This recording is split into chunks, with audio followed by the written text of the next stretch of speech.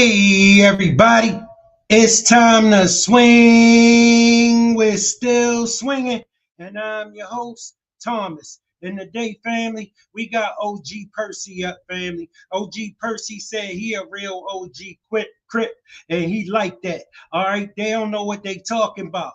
But Charlston White, CRIPTonite, Bounty Hunter BJ, they say he full of shit and he stay capping. So without further ado, family, we about to get to the bottom of this. Okay? We won't hop into it and see what they talking about. So without further ado, family, we keeping it busted. And being in prison, that's like actually that's your new address. That's your new place of residence at that point in time, man. And it's different factors on me as a nigga who never been to prison. Like, I never been to prison before. Good. Straight up. Don't plan on ever going, don't want to be there, don't nothing to do with it. We gonna get the story to the streets, and I like people like you because you could take the kids and through these walls who are thinking and wondering and got anticipation. It's young niggas in the streets right now who want to go there just to get their rank up, or they feel like that's cool, or they want to have them stripes. Some niggas want that. So I like it when you come and tell them they're real. So one part about that, you said you taking off on people, you fighting, right? I was scared. Scared, so you fighting. Right. Tell me about a time when somebody hit you and you in prison and you didn't know what to expect after the hit. I was no doubt. Yeah. Right to the business. Yeah. I got moved inside. I was a young nigga. I had been fighting inside of they put all the rascals with the rascals, and they put me in there with the rascals at first because I was a rascal. But you know, it's like putting a lot of bitty puppy pit bulls in a cage. Somebody gonna be in there fighting and locking on each other at all time. Well, that's what we did. And they had a place next door where the grown men was. I like 17, 18. I'm already in Pennsylvania. I'm on my way. I'm in the county getting ready to go. Yeah. They had a spot next door. You heard the old men fight so hard. And it used to scare me. I ain't gonna lie. I ain't talking about no fucking scare me. I like, shit, nigga, I don't wanna go over there. Shit. Them niggas in their 20s, them niggas in their 30s, them niggas in their 40s, them niggas are fighting hard, the motherfucker. We ain't even had built like them niggas. That little shit ain't even all the way function yet. Them niggas already poking out everywhere. And they used to fight over there like, oh, god damn, that's some shit. That shit sounds scary next door. Little shit we over here doing don't sound shit like what's going on next door. So the little shit that we was over here doing got me shipped to next door. Got me sitting the next door. He coming in one day and said, "Dear Mr. Percy Demerson and Larry Barber." I'm like, "Yes, sir." He said, "Pack your shit, you're going next door." I said, "Shit, what I do? I gotta go next door, man. Take me to lockup." Oh shit, now. I didn't never say nothing like that, you know. Like I told you, I had a character portray, and I grabbed my shit, packed my shit. Shit, I'm going next door. Shit, I'm already locked up. You know what I'm saying? I'm not gonna bend, fold, or break. That was my thing, never. So I took my fighting on the road. You know, this the beginning. If you can make it over here, it's on to the next stage. But the next stage was next door where the grown niggas was at. That's fighting hard. They put us off, and I'll never forget when we walked through the door. I heard one old nigga run up to the door and say, hey, look out, boss. Man, don't do that. Get them kids out of here. Don't bring them kids in here, man. You gonna get them boys hurt up in there. I'm like, nigga, who the fuck he talking to? I felt like that was my first part. I had to stand up for myself. Who get hurt by who, nigga? You hear me? You know, fucked up. I was fucked up. I was a youngster. Yeah. I went up by like 19, 18 at the time. And I walked in the door, but that old nigga knew what he was talking about. He let me get them kids out of here, man. Don't bring them kids. Don't do that, man. And that man was at that door like, I'll be damned. He gonna bring these kids up in here. I feel like the nigga was saying he was trying to go do something to a nigga. You know what I'm saying? That's how I feel. I went on to the house, packed my shit, make a long story short, man. Later on that night, they got a little thing they call fishing. I was on the top bunk. My city name was on my bottom bunkie name was Larry. I never forget they went fishing. I don't know shit what the fuck the old niggas doing. I'm new to shit. That mean to try to break the new niggas in there. That mean talk around the new niggas and see if they niggas hoes or they bitches or what it's. And I'm a new nigga. New young nigga. So I heard the nigga ask my city that was under the bunk with me he said, "Look out, Larry." I said, "Hey, yeah, what's going on?" He said, "What your celly doing?" He looked up there at me like this. And I was eating, at the time, I was eating a chocolate moon pie and a bag of Cheetos. He said, look like eating a chocolate moon pie and some Cheetos. He said, well, I wish I can have some of that chocolate moon pie. What the fuck? Nigga just scared the shit out of me for real. Nah, I'm scared. Yeah. But he just said the chocolate, and he wasn't talking about the cake in my hand either. You didn't hear what I said, did you? Yeah. That chocolate moon pie.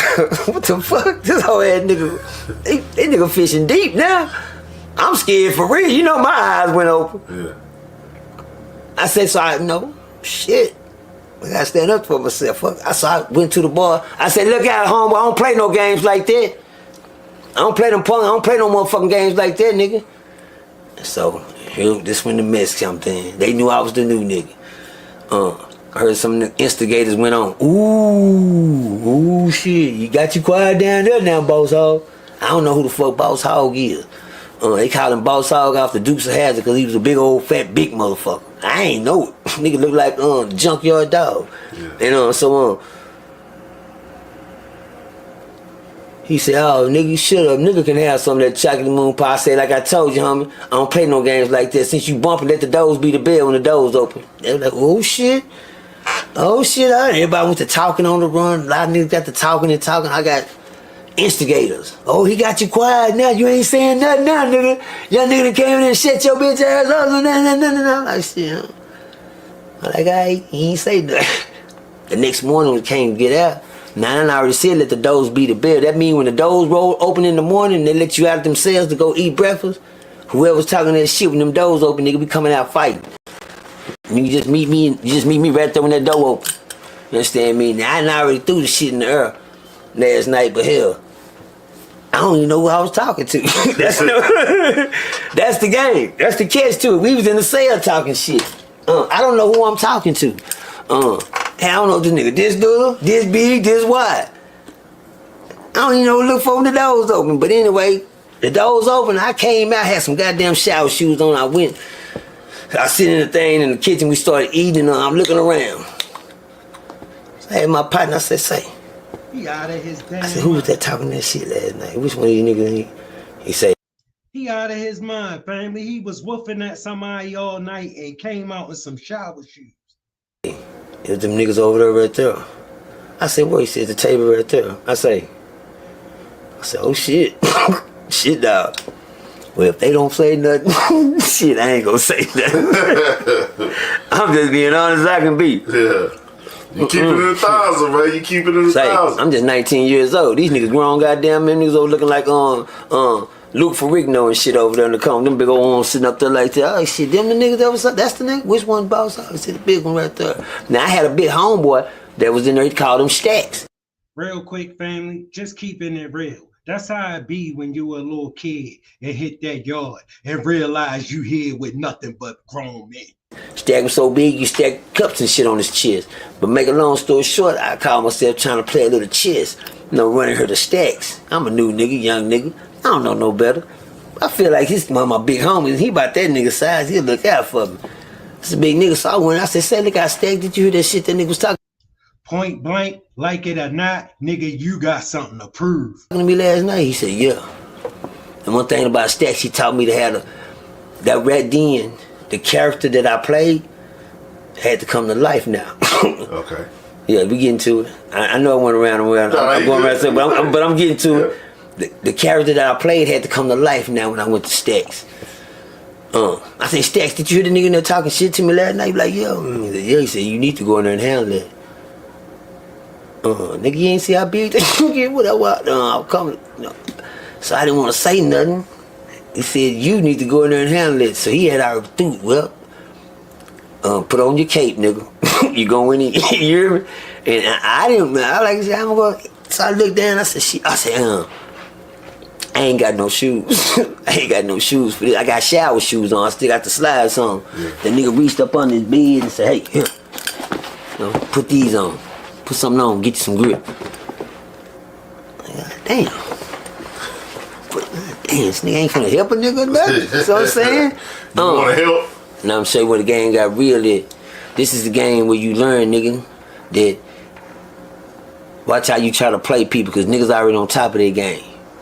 That nigga Stacks was on top of his game when I came in there trying to ask for the help. Them niggas convicts. I'm an inmate. I don't know no better. I'm new to it. Some niggas like such as I, if I feel like you trying to play me like puppet on the string, I'm gonna do you the same way, nigga. You feel like I'm saying? I think Ken Wayne thought I was trying to play him like a puppet on the string, which I was. I was looking for help. You understand me? But see, that's how you get goddamn. See how fast the game will change on the flip on you. You can get deep in trouble in that motherfucker so fast you wouldn't even know it. The game, what I'm saying, when Kenny Wayne gave me them shoes, he said, look at it, nigga. He said, you see them shoes you got on? I said, yeah. He said, look on the bottom of them. I started looking. He had some little extras. He said, take it off your feet. Look. He said, see them little marks on there? I said, yeah, I see them. He said, all of them was wins. He said, don't bring my shoes back with no losses on them. Oh, that's another fight, nigga. And I was saying, God damn, no, I can't with this. What the shit, whole shit? I just stepped in some bullshit. So now I gotta go in and fight the big nigga. And if I win, God damn, that what I was coming to get you? That's how deep I got in that fast. That's when it came to me. But the nigga said when the laws brung it, hey man, don't bring them kids in here, man. Them niggas gonna get them kids. They ain't dawned on me. That nigga knew he was talking about before we got in there. You understand me? We kids. But make a long story short, I put the shoes on. Shit, he told me to go in there, take care of my bitch, don't bring your shoes back with a loss on them. Shit, I knew I finna have to do some hell of a fight. That's a big motherfucker. That's J.D. Hall. This motherfucker got a life sentence. He just back on parole violation, trying to go home, on his way to the penitentiary. So I walk in, you know, and I put my cape on. Shit, it's going down. As soon as I fell up in this motherfucker, I walked up to him, I looked, and they was watching Young and the Restless. I never forget, they watching the soap operas. And I stared at the nigga for a minute, and I thought about it, you know, shit. Well, he see me sitting here. And he still ain't said nothing. So by this time, I turned around and looked, and Big Ken Wayne, he was standing in the back of the cell looking like, yeah, nigga, see what you gonna do. So I seen that nigga standing, I just said, fuck it. I said, say, look at me, man. I said, which one of you niggas talking this shit last night when I was in my bunk talking about the moon pie shit, nigga? That old nigga said, say, man, get on out of here, we trying to watch TV.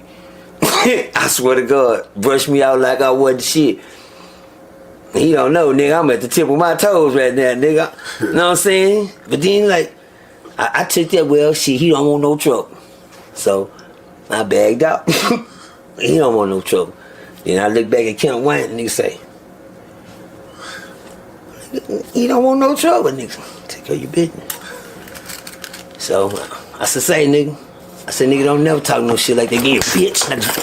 I hit that big nigga. When I hit him, he went back. That's the first time I hit a nigga. And I knew I had to fight now. That's the first time I hit a nigga and he ain't buckle, fold, or break. First, like I hit a wall or something, nigga. First time I hit a nigga and he act like I didn't hit him, and I'm telling you, I knew I pitched my best off the man on that nigga. You hear me? I come out, I went deep in the pocket to throw that one. You hear me? Yeah. That nigga didn't move. That let me know, shit, I'm still a youngster. Them some grown men. They can take a lick. They not the youngster. If I'd hit a young nigga like that, yeah, probably would have slept him. This one right here, old nigga. When I hit him, he sit there. I'm like, God damn. He said, yeah, nigga, didn't I just tell you to leave me alone? He reached in his pocket. He pulled out a big ass pencil, the old school, the throwback ones, with the lid in him. And that nigga stabbed me right in my motherfucking nose. Right here with that hole. The first one hit me in the nose. I just did like that, damn. He stabbed me in my back one time right here and stuck me in the back at the bottom right here. By this time I come up, I'm like, God damn, this bitch stabbing me. And I just went to punching her. I was fighting for my life. I don't know how it happened, but I got a drop. I swear to God, yeah. I got a drop. As soon as I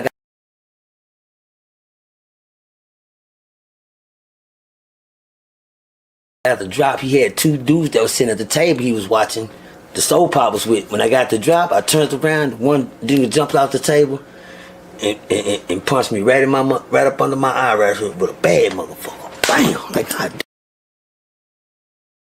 damn. Like, oh, these niggas jumping me, nigga. I'm like, what the fuck? I'm out here, I'm trying to, and the nigga was so big, he grabbed me by my neck and he picked me up and he ran me into the bars. When I reached back to throw my foot back to catch the ball, I missed. And I hit the top of my head and he split my head wide open. Right on the top, he split my head open against the ball. I got blood running out down the middle of my eyes. My nose, my eye, this nigga hit me on the side of my jaw. Felt like my ear was saying, ooh. I kept hearing that shit. It's like somebody cut on a, like a, yeah. What the fuck? I can see my mouth moving, but can't hear nothing coming out. And he hit me with a bad one. So by this time, shout out to the chat. Shout out to the chat. Colton James Hodge. Thanks for pulling up. my big homeboy ran in there by time, motherfucker. You don't let them beat me to death. So these niggas getting, they was scratching. And I know, I try to talk like I can, but back to your question, that's the first time. Shout out everybody, strap in, cause we locked and loaded. Hit that like button. If you ain't subscribed, make sure you subscribe to the channel and we keeping it busting. The last tale from a Crip of 2024. Yes, sir. OG Percy, show no mercy. That's the way my daddy cursed me. Come on now. We got him back, man. Let's go. Let's go to work, man. Man, first and foremost, we got to do it like this, man. There's been a lot of talk on Percy's name throughout a few interviews we done had. And before we even get started and doing this, you know, kind of closing out 2024, we want to give you the opportunity to respond to a couple of, you know, people that had something to say. And who should we start with first? Because a few people that had something to say. Bounty Hunter. Yeah, Bounty Hunter BJ. Before we get started, let me ask you: did you see what Bounty Hunter BJ stated about you? Oh yes, sir. I paid attention to him for a minute. Okay. Yes, sir. Just to kind of reiterate, he did make mention of gang banging at a certain age. It's gotta die. It's gotta be wiped out. We cannot condone. We cannot even look at a person at a certain age still represent anything that has to do with the gang culture. So I want to give you an opportunity to respond to Bounty Hunter because he went on a little tirade. I like that. You said anything that has to do with the game culture. We need to change his name. Now, don't worry about it. We're going to jump. CJ the Bounty Hunter? That's what y'all said, CJ the Bounty Hunter? That's what y'all talking about? Yeah, BJ. Nah, CJ the Bounty Hunter? You understand me? If he say I need to change, man, listen to me tell you something, man. When I was a child, I think as a child. When I grew up, I put away my childish ways. That was years ago, man. You hear me? I'm an OG due to my age. You hear me? Not because what people call me and think of me. You hear me? Yeah. You say OG Percy, oh, nigga, gangsta grip. Nah, man, my OG stands for the old guy. I'm gonna let y'all soak in that for a minute since y'all listening. Come on. Yeah, I'm gonna let you soak in that. Mine stands for the old guy. OG, original gangster. Yeah, I was there. See, one thing you can't do, I'd have been 25 twice. You dig what I'm saying? And my first 25, you know, I didn't see none of these guys. When God didn't have his hands on me, I couldn't find nobody to talk about me. You heard me? Hello? Come on now. When God didn't have his hands on me, yeah, now they can scandalize my name. They got action now. Yeah, because they got protection, because God got me now, so now they can just, but when I wasn't under, you know, the covenant, you know, the cloth, yeah, I can work, I mean, but you know, man, shout out to BJ Bounty Hunter. Y'all know how I am. It's their job to beat me, to destroy me, not for me to destroy them. I never get on, like I say, I never get on your platform, nobody else's platform, and do like I seen them do me. But for somebody, see, let me tell you, the most dangerous man in the world is a liar. You hear me? Come on. A liar can get you killed. You know what I'm saying? A liar can find somebody in the streets and tell them something about you. And as soon as they see you, I can wait to see this nigga, man. Something about what he said, he fed you something. And guess what? You ate that. And when you see me, you got rid of it. But shout out to BJ the Bounty Hunter, man. I would do the tit for tat with you, but that just be your game. Okay. I don't play y'all games. You hear me? No. Y'all games to destroy Percy, tear Percy down. But let me tell you something. You can't destroy what God built. You hear me, homie? You understand? You can keep on beating on it, chopping on it, kicking on it. You can go get the wrecking ball, my nigga. I'm still be standing. Just like now, I'm back. I can do what y'all do and say, oh, I can tell them how you didn't want to catch that fade. Okay, so... I got to throw a couple of rocks. Yeah, come on, you got to go throw a couple. Man, let them just get away. Come on. But guess what? I'm going to let you get away with that. Next question. So it takes me to, you did an interview speaking on Charleston White saying, hey, I one day wish we could sit down and get over whatever it is. And then he came in, he spoke on that. Did you get a chance to see what he spoke on when he went on a tirade about yourself? Oh, when he grabbed the 2 pills and did this? Yeah, something of that nature. Something of that nature. Well, it's easy to rewind. You hear me? Okay. It don't bother me when I see my name mentioned and brothers have fits. Like I seen every time. When I seen you say OG Percy Charlston, God damn it. Man, I wish I wouldn't even say that nigga night. And then when BJ was sitting in his nice suit, conducting himself all intelligent and shit, you said Percy, then he said, whoa, just blew up. God damn. I mean, they character change. You see, when you mention real people, the real nigga come out of them. You hear me? And I seen that in both of them. I said, ooh, look at them. Give me some action though. But but to sit there and say somebody put me on a game at 40 years old at 16, come on, man, y'all stop it. Yeah. Can I respond to the other one too? Yeah, respond to the other. With eyeball? Yeah, and the reason I asked because y'all are from the same spot. BJ might just watch your interviews. Yeah. He might not know you, but he's just an eyeball common cop. All you doing trying to follow eyeball blueprint. Yes. But you have history with Charleston. Yeah, I got history with Charles and BJ. Okay. I sit down at the table. Look, man, I done ate at the table with both of them, but you know how they say. Okay. Yeah, them the cats that'll bite the hand that feed them. You get for real. Because, by now, like I say, me and BJ Bannon could have been in Charleston together. We could have been the best straight program there is by now. Just think about it. I'm saying we not here for us no more. We here for the young kids, man. Yeah. We never had our time to shine. Now, what the little kids look at us getting into it for and then what they supposed to be doing? Every time you look up BJ calling me this, Charleston White after Percy, Charleston White Percy this. Oh, Percy, don't listen to Percy, listen to me. Don't listen to Percy, listen to me. Come on, man, stop. Let them listen to both of them. Your message ain't nothing no different than mine. If a nigga quit listening to the mess and get the message, we'll get somewhere. But everybody just want to hear the mess. The message was selling. The message ain't getting out. You hear me? Because they extorting it with the bull crap. And I wish, what I'm saying, I hope they know no shit. I'm in the fourth quarter. I don't get no timeouts. Come on. I can't run up there and tell God, hey, give me a timeout. I'm in the fourth quarter. My time is running out. I ain't got long to be here with you. I'm just trying to do what I can before I get up out of here. But the devil always going to put a hurdle in front of you. You jump one, you have to jump another. You jump one BJ, you're going to have to jump another Charleston. Then it's going to be another this, then another devil. Hey, but that's what you got to expect. One thing you know about God, when you get up that hill, don't think you made it to the top, because you're going to find out when you get up that hill, shit. Come on. You got more to climb. You heard me?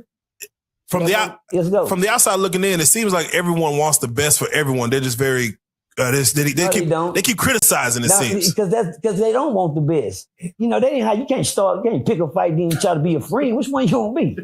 We're gonna be friends first, or we're gonna fight first. No, they ain't how you make no friends. You know what I'm saying? Let's go. In your age right now, how do you settle differences? What's the best way to go about it? Let me tell you something. This right here, the easy part. Right. Getting along is the hard part. Right. Now, we can fight all day, nigga. That ain't shit. They'll walk a nigga down real quick. You hear me? That ain't nothing. But what you gonna do? They facts. After this, sit there and stare at each other all day. That's the hard part. Getting along is the hard part. If I can get along with anybody, I ain't got no problem getting along with nobody. Right. Young man came, say, the stories I tell, God took me through that. And I swear to God, I don't add nothing to him. People want to say, man, you put something, it just can't. Nigga ain't went down there and had no 52 fights, didn't lose now. Yeah, I did. But not on Ferguson. Let's get that right. Can I clear my name on it? Yeah. I ain't had no 50. I had 52 fights on John R. Lindsay unit down there in Jacksboro, Texas. They put me down there and I was fighting nothing but them white boys. I with them Avery Brotherhoods. But I had 52 fights and never lost now one. I went to Ferguson and had about like 32 fights on Ferguson. Nigga tell you he had 80 fights in jail. He probably ain't had none. He talked his way out of all of them. Trust me. Yeah, I ain't walking. And let me tell y'all something. Let me tell you, and my brother right there here testify right now. If a nigga whoop you on Ferguson, somebody gonna tell you. Put him down the child. Nigga told his ass up. Or he ain't talking about how he got whooped in the laundry. Or he ain't talking about how the nigga whooped him in the say they gonna tell it on you. Yeah, how does reputation move around? And shout out Eli in the building. Shout out Mr. Eli. How does reputation move around Ferguson? Like how quickly before someone lands, after they leave, if they come back? Nigga had 5 years and had 80, what was that, 84 fights? Come on, man. Bro, he ain't had none. I'm telling you. How quickly does a reputation move around Nigga, first? they know you on the bus when you on your way back. Yeah. They know you in goddamn me in diagnostics, goddamn me getting processed. You hear me? Damn. Oh, cuz on his way back. They didn't talk about you in the world. They got that letter when you hit the county. They know you on your way back. You know, one thing, I was the first nigga they said was gonna come back. After they I've been home 13 years, my niggas. You hear me? Yeah. Y'all keep waiting. Yeah, I was the first one they gonna come back. And when I went down there, like I heard my partner say a while ago, he said it wasn't like it was back in 2000. Well, that's the reason Ferguson hot right now, because I went in there doing that. Well, y'all didn't hear. I think the best of the best to sit on this couch and tell y'all the same story. Shout out to my nigga Blue Hands.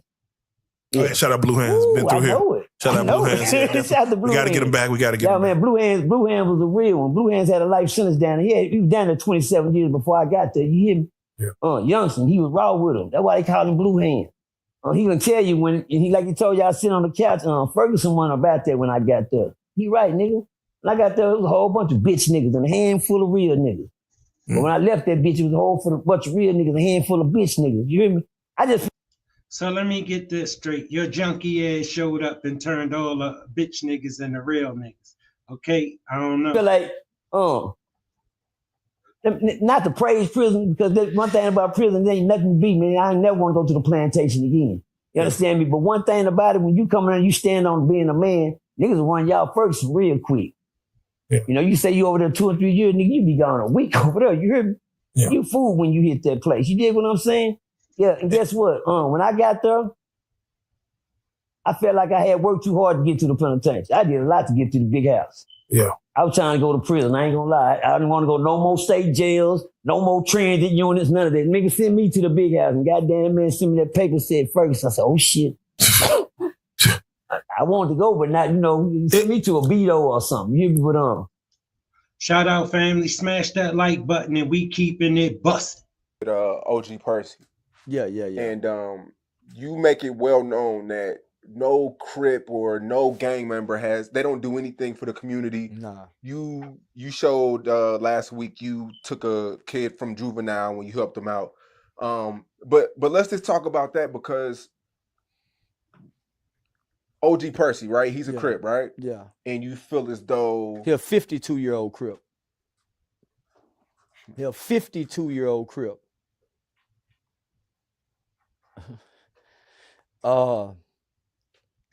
That's not shameful. 'Hell yeah, shameful. 52-year-old with no vehicle. All your children have been to jail. You smoking weed on camera with your kids with guns, and they just coming home from jail. Everything is super loped out, cuz it's never, everything is cuz. Every day you in the Crip colors. And the guy who started the gang was 14. So you was every bit of 18, 19 when you joined behind 14-year-olds. No, he was every bit of 27, 28 when he joined behind him. Right? Your whole conversation is prison and jail and gangs and street, and is that glorification? Is that glorification? So I'm saying, okay, man, we live in the same city. You walking up and down these streets. You glorifying this. This is what I speak against, homie. You 52 years old talking about cuz. Talking about Lil Rank. Lil Rank was 14 years old, died at 18. I personally knew Lil Rank. You at your mother's house. You stay with your mother. You have no vehicle. You have no woman. What example are we showing our young people, homie? When I wake up and I say, man, look at this big old pretty house I live in with my wife. I'm getting on national TV saying I don't cheat on my wife. Homie, my wife don't suspect me cheating on her. It should be some women in the comments. He a lying motherfucker. It should be some motherfuckers saying, man, he lying. He get high. He talk about, I talk about everything. I'm saying, I go my son. Man, here go my daughter's room. Say, man, this what black fatherhood look like. This what black manhood look like. But they want the gangster shit. He who controls images control minds. That's what Confucius said. So we've been fed these gangster images. When do we counter those images? So what I'm doing, I'm countering that gangster image. You can go get OG Percy. You can go get Monster Cody. You can go get all them OGs that's on camera talking and Straight bums, all of them. ask them to show you how they live and where they live, and you will see, man, they really homeless. OG Percy is a crack addict, huh? Everybody know he smoked crack, huh? That's a dope fiend. That's a dope fiend, huh? I ain't never smoked crack. So I'm saying, okay, that's why they love DMX. They loving the dope. Man, this is the dope crack babies. They despise their mamas, but they idolize the dope fiend rappers, the dope fiend gangsters, but they resent their mothers. They resent their grandmothers for being dope fiends. Only to look at these men to idolize, not look up to. They don't look up to these men. They idolize. So I'm saying, man, the only reason we went back and forward is because I spoke on something and it was right. Y'all fighting for what, homie? Y'all finna do a fight for what? Two black men finna fight for what? So now we done tricked the world to believe that only black men can solve their problems is in the boxing ring. Like you said, let's have a spelling bee, right? Man, a debate. Yeah, they know you can fight. They just don't believe you can think. Let's have a obstacle. Let's go do an obstacle course, nigga. See if you in shape. See if you can run 3 miles. Let's go. But we go show the world all we know how to do is when we can't think, we fight. Nah, homie, that's why you niggas broke. That go for Bosco. That's why them niggas broke at their mama house, homie. On to If your father never told you this, let me tell you what my father always told me. Life don't hold no rewards for a nigga who can't think. Bosco, right? We did an interview and we spoke about how gangs. He doesn't agree with your input on. Well, he said he made it like gangs was positive. He's saying that people outside of gangs do crime too.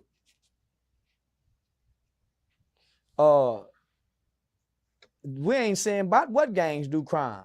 Gangs wake up to kill black people. People who commit crimes don't wake up to kill black people. Gangs don't commit crimes. Gangs kill black people. Them niggas don't wake up and go rob and snatch persons. Gangs don't wake up and break into cars. They wake up to go put in work and kill black people. That's all they do. Nothing else. They don't exist to do nothing else. So what the fuck he talking about? That nigga got to be the dumbest motherfucker in the world. Yeah, he got to be the dumbest motherfucker. That's why he can't get out of his mama house. I challenge any grown man, homie, on this internet talking, nigga. Produce, this how you separate the man from the boy. Niggas, get out them corners. Take that camera out that corner and flip around. Let's see how you niggas living, homie. Huh, man? For you to have so much, see, this what make me such a bad motherfucker. And I can pat myself on the back. See, because I can stand on this shit, my nigga. All the shit that I'm saying, I can stand on. I can pull your news articles. Man, I've been doing this. Man, let's come over here and do this. I can do that. They can't, homie. They got to put themselves in front of the camera and talk for drama. I'm talking for change. It's just I got a bunch of niggas bringing a bunch of drama to me. I came to the internet positive. But I got so much hate on the internet, nigga, I'm going to reflect what's before me. I'm going to reflect what's before me, nigga. And you think I'm going to get an internet the real me? They going to keep getting this goddamn character that they tuned in. They'll never get the real me. Shout out everybody. Shout out everybody. Look, if you ain't subscribed, make sure you subscribe to the channel. Smash that like button and we keeping it busting. What about the individual who actually controls the violence? It's no such thing. That's That- a great segue to Percy ass. Yeah. You understand what I'm saying? And I don't mean that in a bad way, but OG Percy has this narrative of running first, right? And I totally disagree with that, right? And that ain't to bring him down. That's just to spread truth, man. You know what I'm saying? Elijah Muhammad said one time in a speech, he said, if you ever want to expose a dirty glass, put a clean glass next to it. Mm-hmm. Do you understand what I'm saying? And when you do this, right, you get to see who are the people drinking from. Just because when it's only a dirty glass, they only have dirty water to drink from. But when you put a clean glass next to it, you don't eliminate that, right? It's clean glass, dirty glass. Now it exposes who the people are. Am I making sense? So I'm saying that to say, he had this dirty glass up here for a long motherfucking time. Do you hear what I'm saying? I'm putting a clean glass up here, right? And it's no running the penitentiary. The white man that built the penitentiary run the penitentiary. Everybody in the penitentiary is the white man boy. So do you understand what I'm telling you? So with that being said, Percy, he's still a glass though. He's still been through it. He's still been through it. So what would you say, like, cause I'm curious what the overall is, cause I watched the live where y'all were going at it, and I'm like, I got in the middle of it, and it's like some pre-stuff that was before the interview. Yeah. So I'm curious what the overall issue is. But before you even say what the overall issue is, what credit do you give him? What credit do I give him? Yes, as far as being tested. I don't give him no credit. All right, well, let's do it then. Yeah, I don't give him no motherfucking credit. I'm here to take all his internet cookies. Yeah, so what is the overall issue? Because Percy did start something where there was an interest, at least in this Dallas-Fort Worth scenario. Correct. There's an interest in what that Ferguson unit was. Correct. Now, if that part, I will give him, Diamond Stone TV, all these other bloggers that help put it on for creating this narrative. This is where the issue comes in at, right? Here's the issue. Nobody knows Percy. Shout out everybody, fair use. Oh, you mean this when it comes to the niggas in the unit? Or? When it comes to the niggas on the unit, why Percy came in 2010 to Ferguson at 40 years old. Now listen what I'm telling you.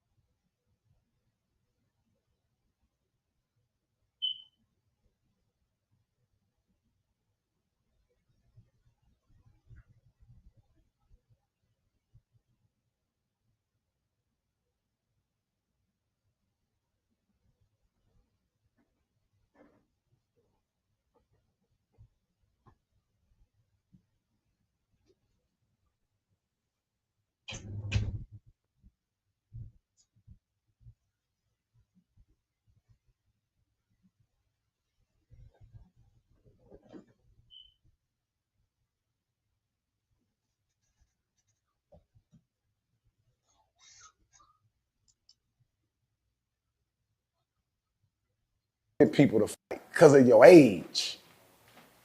Do you understand? At that age, where is the wisdom? Right. Where is the wisdom from the mistake? Has anybody from the Ferguson unit actually chopped it up with him and try to like maybe hit him and tell him about that? Yeah, a lot of people. So you gotta understand. Now listen. Listen. Now let's check this out, right? The internet is new to us. Oh yeah. The internet is new to us. I didn't know you could come on here and tell stories about people you victimized and people celebrate you for that. Right. Do you understand what I'm saying? Right. Percy is telling stories about him being 40 years old, victimizing people. Right. In prison. I didn't know you could be celebrated for that. I didn't know they would say you OG and you live, so I could talk about the niggas I slapped, and y'all gonna appreciate me for that. Not the community work, not the shit I done built, but that shit. I want you to keep it there, right? Yeah. Let's say that you just happen to do that. You cut on, for whatever reason, you cut on a YouTube camera and you told just a story, right? About slapping a nigga, and you made 50 grand in 1 month doing it. Right. Keep it real. What would you do? I would keep telling stories of slapping niggas. Okay, but guess what? You will also know my kids in college from slapping niggas. Yeah.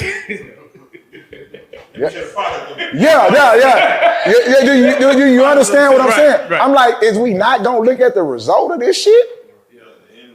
Is we not gonna pay attention? Everybody's saying he done blew up. His life has got worse. To what his brother is murdered, bro. Shout out to his brother. No disrespect to Fort Worth or nobody, right? I'm saying, look at this shit. He go live from there, man. Are we losing ourselves through entertainment to the point that what we don't care about the result? Yeah. I mean, I think it's been like that, to be honest. No, that's fine. Yeah. So it's like, well, why Percy, right? Why would I pick on Percy? Because that story, that unit built in 1948, bro, destroyed a lot of black men. Right. It destroyed him. And he celebrated for that. Do you hear what I'm saying? So should shedding light on Ferguson unit, that is probably a positive though, of like, even if he was victimizing people, this is going on. This is a deterrent for people not to go, even though people are celebrating it sounds good, right? It sounds good. It sounds like it's a deterrent. Talk about the niggas you slap. Talk about the niggas you rape. You know what I'm saying? And these people wouldn't want to go through that. Yeah. Listen, bro. How the fuck is it deterrent when all 4 of his kids there right now? So if he can't reach his kids with the story, what you think is happening to the internet kids? You think the internet kids that are you got grown men ready to kill me by Percy, nigga. They are entrenched into these stories as grown men and they fallacies. What you think the babies are thinking? Why do you think that his stories catch on so crazy? Why do you think they go so viral? Well, curious. Some people say it's the gift of gab, right? Okay. Now, let's talk about it. One thing I know about gifts, right? It's a flip side to every coin. When are we gonna call that bitch the curse of gab? That's real. When it fuck you up. Huh? When it fuck you up. When is it gonna be called the curse of gab? Yeah, he got the curse of gab. He don't have the gift. He has the ability to lie on camera in an entertaining way to make you forget about your light bill payment. Would you bring Percy on your platform if you know he's able to do if a debate, he do the numbers because he started a conversation in this city about the Ferguson unit, which there's a lot of men who are out now saying that may not be the truth that you're telling on my end. Won't you bring him on and have the debate to say this shit ain't about no numbers. It's nothing to debate what I'm speaking about. One, a nigga that don't take care of his kids can't stand nowhere near me. Do you understand what I'm saying? Yeah, you can't stand near me, you can't be around me, bro. Much respect. And 2, I only debate my equals, all others I teach, nigga. Do you understand what I'm saying? Yeah, and that's the great John Westcott. That's a statement from him. Man, I only debate my equals, All others I teach, man. That's real. What would you say is the difference between what you see OG Percy doing and what Charlston White is doing? Like the difference between them two entities. Okay, here's the difference. Because people is like, if you're gonna pick on Percy, pick on everybody, right? I mean, one, I'm CRIPTonite. I was CRIPTonite, but I ain't got that ability to pick on everybody. That's the first thing. But it's a clear difference.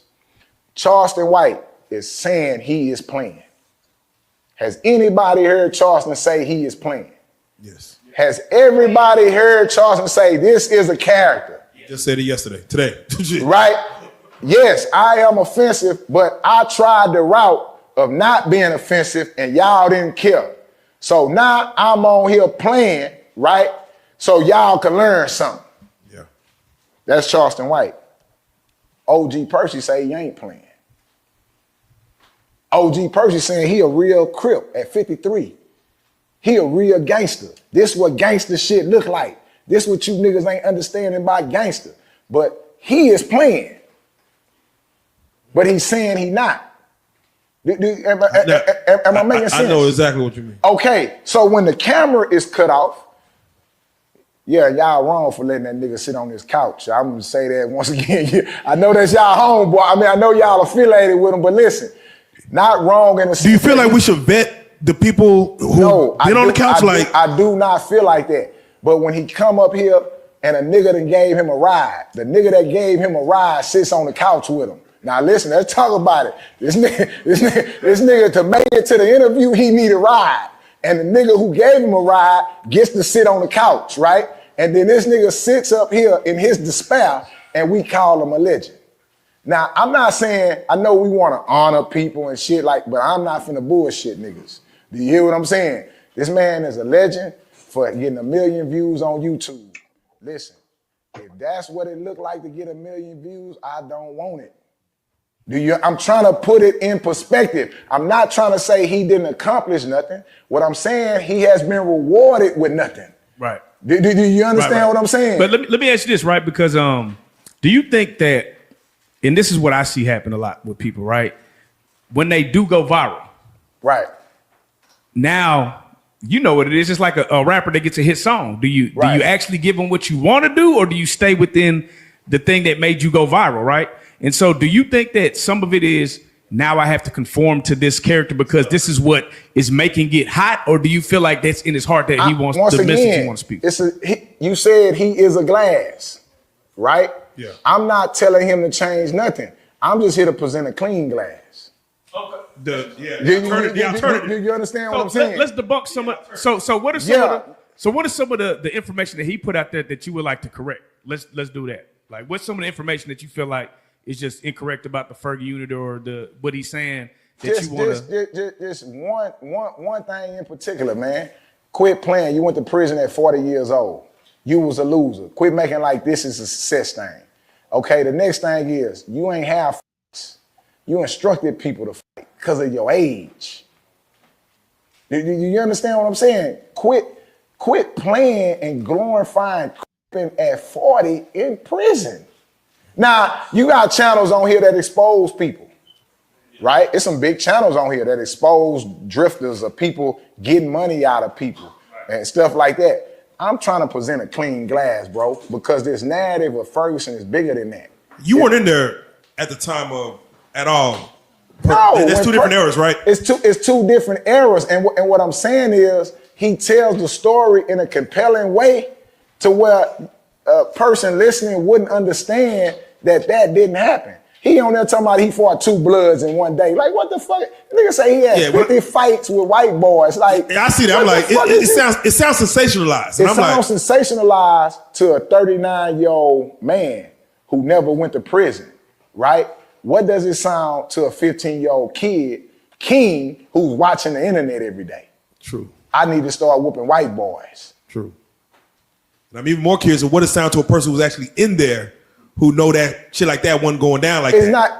That's me. I'm listening to it like, quit playing. I get you hustling, but quit playing. Now, why ain't nobody else came out? Everybody not internet savvy like that, bro. I do business.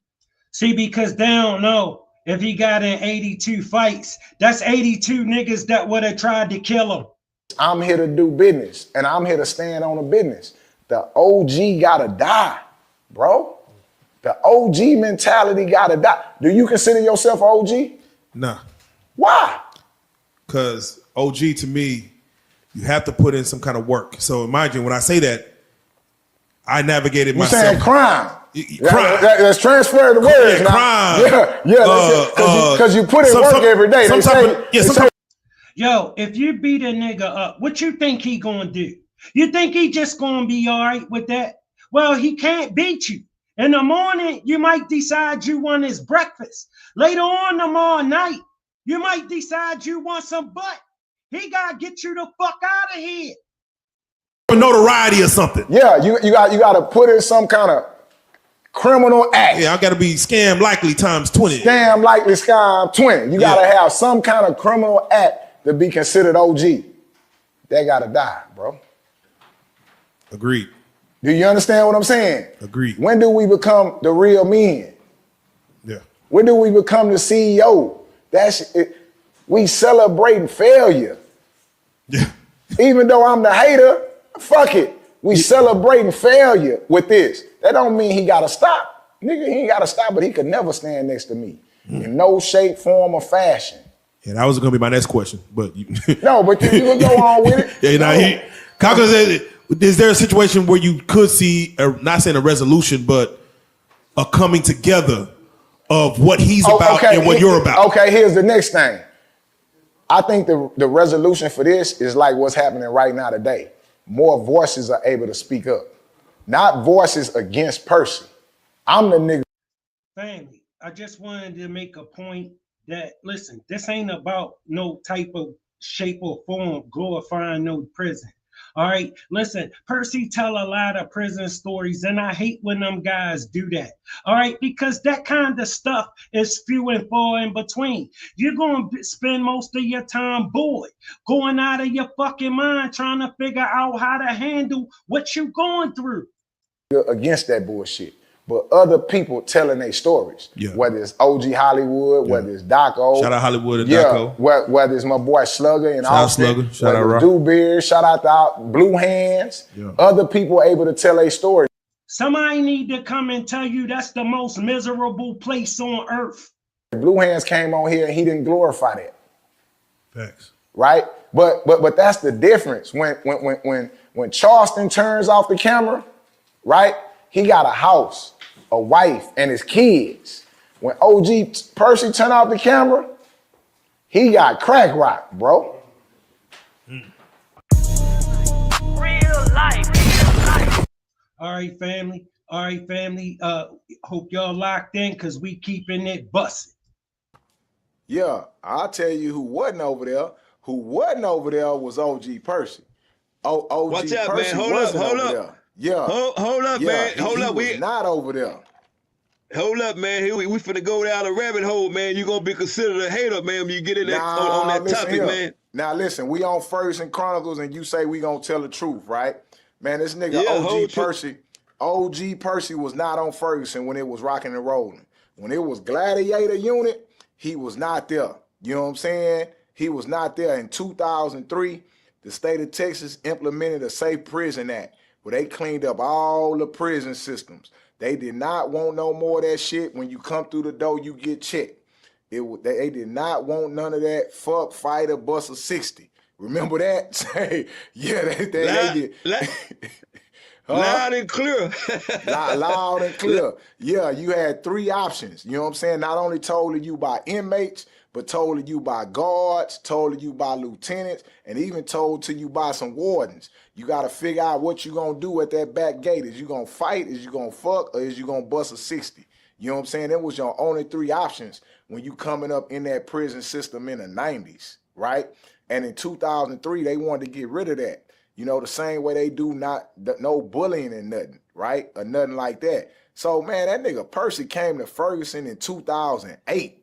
He came to Ferguson 5 years after this was implemented, after they cleaned up the prison, and he only had 5 years. You know what I'm saying? Come on, man. Yeah. That nigga wasn't over there, my nigga. And nobody you call from Fort Worth. Now, I'm telling you all the problems and all the G's that I dealt with from Fort Worth. Nobody know him, right? But he's online every day lying.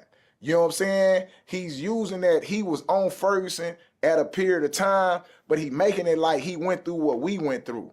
You know what I'm saying? Nigga using Suge name. Talking about Suge gave him the keys. How the fuck Suge gave you some keys? Suge been on Ferguson since 1993, right? By time Percy get there, Suge been on that motherfucker, what, 93, 2000? Suge been on Ferguson for 15 years. Man, niggas ain't fighting and holding keys. Suge trying to come home. Suge trying to take care of his business. Ain't nobody giving nigga, ain't no keys. Ain't no keys on Ferguson to give out. This is the place of total fuck ups, my nigga. You know what I'm saying? For sure. How can you be the leader of the fuck ups? The fuck ups can't have no leader. But he on here romanticizing that shit because he ain't went through it. Do you feel what I'm saying? Nigga talking about. Sure. Listen, man, nigga talking about he was 30 feet on your channel is the realest interview OG Percy gave, right? Right here on this channel, he gave a real interview. He went to Ferguson at 34 years old in 2008, and he didn't know how to fight at 34 years old. We went around one time in the gym, simply because he told me what I was doing in the corner, shadowboxing wasn't gonna work over here on Ferguson. And I'm gonna tell y'all something. To be honest, and I hate to admit this, Nate boy was right. You dig what I'm saying? Nate boy was right. The shit that I was doing in that corner, the little shit that I did, thought I knew, that I learned in the county and over the years to it. I might as well take that that little piece of book and ball that paper up and throw that shit in the trash. Shit don't work on Ferguson. Hollywood, at 34 years old, you don't know how to fight? Come on, man. That's how you know the penitentiary was friendly back in that time. Yeah. You know what I'm saying? He bring up all them names of people that had been there, but they was past that fighting shit. When you went to Ferguson, how old was you when you went to Ferguson, Hollywood? I had to be at least 19 or 20. I went there at 19. Listen, man, ain't nobody 34 years old running no penitentiary. You a senior citizen at 34.